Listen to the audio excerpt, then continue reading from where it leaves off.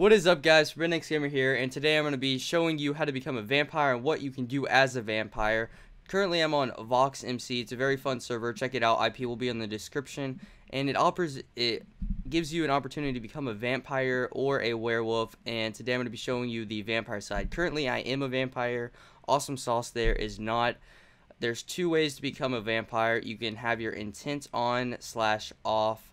And what that does, so if I do /vi, it turns it off because I already had it on. If I do it again, the same command, it will turn infect intent on, and it will say combat infect risk at 0.2%. And what that basically means is I have a 0.2% every time I hit someone to infect them and turn them to a vampire if they're a human. If they're a dwarf or an elf or a werewolf, they cannot turn into a vampire. Another way to become a vampire, which is an easier way, is he's going to drink my blood. So I'm going to type /v space O space his name. So, and then I'm going to offer him 20. So the 20 is basically how much food bar I have, right? Because the way for vampires to eat, and I'll get into this a little more, is food. You can't just eat like a steak or anything. You have to drink blood.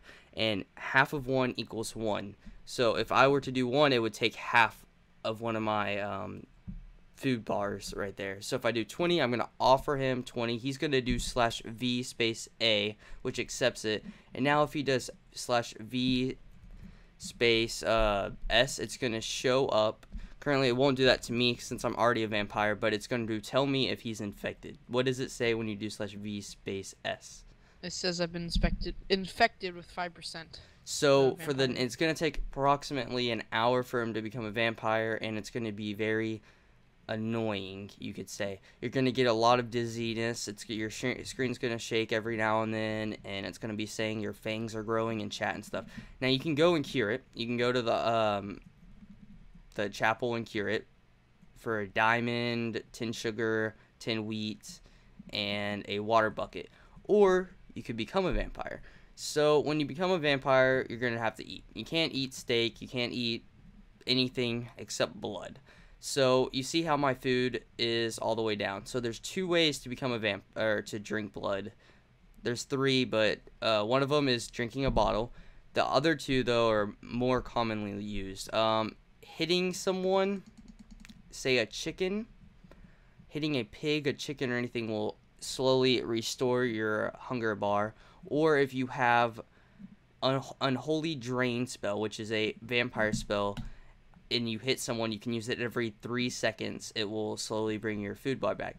Or you can do exactly what I did to him to make me to make him turn into a vampire, but I'm going to do it to me. So if I go over to him and he basically offers me blood, I'm going to accept it, and it will hurt him. It won't take his hunger bar. It'll just hurt him a little bit or stuff like that. So I'm going to do /v space A. It's going to take some of his health, as you see. It actually takes a lot, and then it's going to make my hunger go all the way up so I can run around again and do all these cool things. So he basically gave me blood. Now he cannot turn into a vampire by giving me blood. Only if I give him blood and he accepts it. Now there's a few things you can do as a vampire. If you do /v, you can see those things. You can turn in bloodlust. So /v space B. And it basically increases your combat damage, and it makes you lose hunger a lot faster, though. Now you can do /v space N. So I had night vision on, now I have night vision off. So it's a bad thing to have night vision on during the day, because then it blinds you really fast and really easy. But when you're in a mine, it makes a really big difference, or if you're underwater. Another thing is Shriek. I'll show you now. Shriek, it just screams. I think that's all it does. I haven't really messed with that much. So now I'm going to turn my night vision back on. So now you have cast spells. So this server offers a bunch of spells. You can do like fireball, healing, and stuff like that. But as a vampire, you get specific spells that are only for vampires. So if I do /c space list, you'll see the different spells. Through all of the spells. So bat form, for an example, I turn into a bat for a band. I turn into a bat. I turn into a bat for a short period of time. I can fly around, do all that good things. I'm not going outside right now because it is day, and the food thing's kind of annoying because it's kind of hard sometimes to get food. But the only real thing that's really troublesome and really hard as a vampire, you do get hurt when you go outside. You'll start getting nausea, and the longer you stay outside, the more it will affect you. The more dizziness will happen, stuff like that. So you can stay in the shade, you can stay in the shadows and stuff, and it won't affect you that much. But there is a way for it to affect you. Now, another one of the abilities is Mist Walk. So if I have Mist Walk activated, if I do that, now it spawns a bat, and he cannot see me right now. Now he can. So it makes me invisible for a short period of time. Very well and very good in PvP. It really makes a difference. So, and you can spam it. Not spam it, but you can use it quite a bit. So it takes like 3-second cooldown since before you use it. So if I did it, I can go behind him and attack him. I can do it again in 2 seconds. Whereas the bat takes a few minutes to respawn. Holy Drain. So if I have this active, when I hit, say, a zombie or something like that, it gives me hunger back. It gives me half a hunger bar. And this is good in PvP, so if I'm hitting him in PvP, it's going to slowly give me my hunger back, but it takes 3 seconds to cast again. So I can hit him, I can equip it to my sword like I do have, and I can keep hitting him, and then it'll have a 3-second cooldown.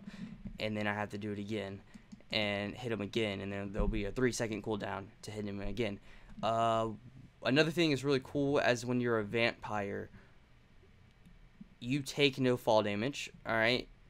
So, as you can see right here, I'll walk down to my little mine, and instead of doing the lift down, I can just fall down because I take no fall damage. I always have jump 2 boost on. It's always active. And another, here's a perfect example. If I hit the chicken, it restores my hunger bar. And then the final thing I can really think about right now is mobs, say zombies, skeletons, all those things. They do not affect, like, they do not aggro to me. I have a truce with them, so I can walk near them, be near them, all that stuff, and they won't attack me, which is a really cool thing for when you're just walking around and you don't want to aggro a bunch of mobs or anything like that. I can break the truce. If you hit them, your truce will break for a short period of time, and then it'll come back after you don't hit them for a while. But that's about it for vampires. If you like the video, make sure to give it a thumbs up. If you want to play on the server, the IP will be in the description. It's Voxmc is the name of the server. They have 3 different ones, so check them out. It's a really fun server.